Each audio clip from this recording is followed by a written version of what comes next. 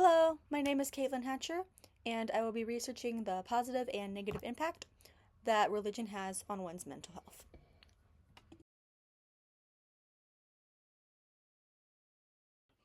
The most important portion to a human life is not their physical or socio-emotional selves, but their mindset, which explains why psychology exists in today's society at all.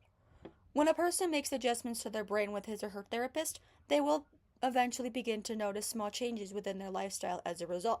With that being said, the topic of mental health and religion was chosen to better understand the events that occur when these aspects come together or separate.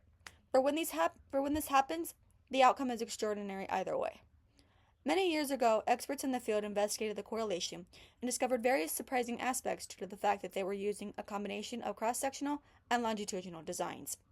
Similar to such analyses, there is no doubt that there will be challenges hindering the experiment's outcome, like peer pressure from friends and loved ones, as well as any additional unexpected factors. Therefore, the purpose of the investigation is to approve or reject a specific null hypothesis based on the literature review and findings made.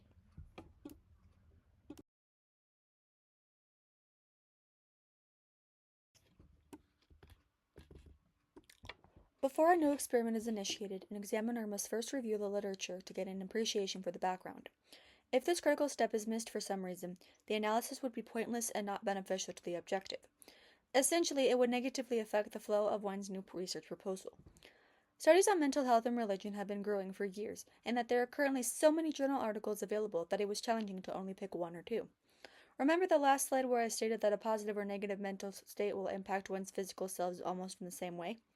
Well, in 2021, Lucetti and her team highlighted that spirituality connects both world beings in unimaginable avenues.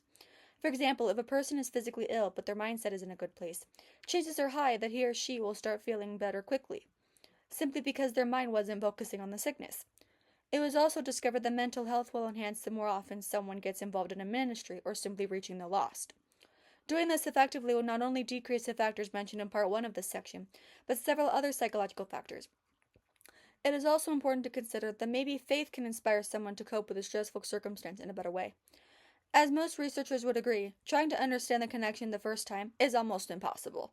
This would most likely happen because in 2020, Melinikova and her colleagues mentioned how it can vary based on the person and where they spend the majority of his or her life. Culture can play an important role too, since it's shaping the socioeconomic status of its members. In the end, how we practice religion and demonstrate our faith could very well determine the ways in which we perceive our lives moving forward.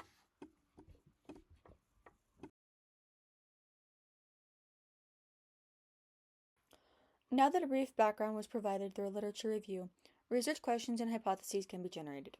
For this experiment to run smoothly, the examiner would need to know certain aspects, such as the ways in which people from various religions cope during an unexpected stressful situation and how someone's brain mentality might be impacted by it.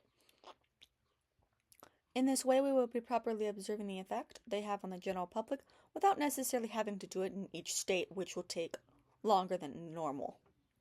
My hypothesis, therefore, is that the impact religion has on one's mental health will either greatly influence the community to do better or not at all.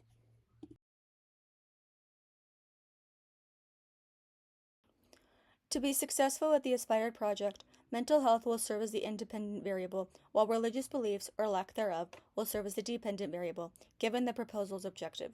There will be 9 participants ranging between 46 and 75 years of age, because this is the group that mental health starts declining more frequently.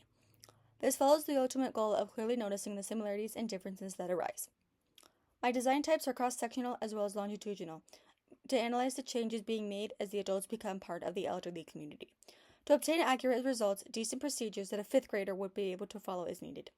For example, in the first week, my team and I would be acquiring the participants' informed consent and answering any questions they may have or want to clarify on. Next, a written questionnaire will be provided where they are asked his or her stress level and how they are coping with the situations described. Those who say that they are not religious will be advised a different technique to try for the next 3 weeks, with a pamphlet laying out the specific instructions in case they forgot. However, the Christians will be given a Bible and a list of recommendation songs and scriptures to meditate on throughout the next 3 weeks. During this time duration, an email will be sent out to members with a time and day the team will be meeting to discuss mental health after implementing the stress the strategies given. Upon completion, 2 tables and pie charts will be generated, one before the strategies and one after, based on age and gender. Finally, we will wait approximately 5 years and check on the participants' mental health and how they are feeling. Those who chose to accept Jesus during this time frame and those who didn't.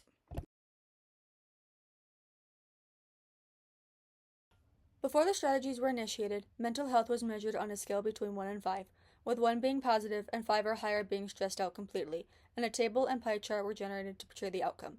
Based on the results, the numbers ranged anywhere between 4 and 5, with 1 being neutral. Then the pie chart demonstrated that the atheists were stressed out completely, since every percentage was around 14.3, but 1, and the Christians were split between 8.6 and 11.4, whereas at least 1 was 5.7, which was surprisingly a much smaller amount than the others. However, after the recommended techniques were implemented, the results were much lower than they previously were. Once again, mental health was measured using a questionnaire pamphlet, and I discovered that the Christians' mental health was great, and the atheist mental health not very far behind. The pie chart was exceptionally eye-catching then, too, because the numbers were finally split between 7.7% for the Christians and 15.4% with the atheists. It is hopeful that these numbers continue to decrease in the years to come.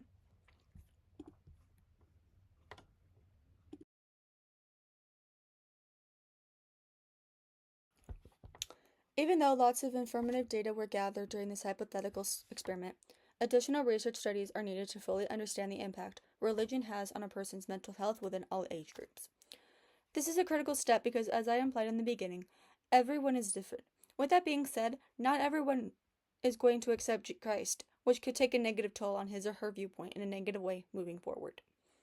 Therefore, it is highly recommended that new investigators take these aspects into consideration as they continue with such analyses. Surprisingly, there wasn't a large amount of limitations, but there's always room for improvement. Doing so effectively could help tremendously in accomplishing the proposal's objective in the years to come.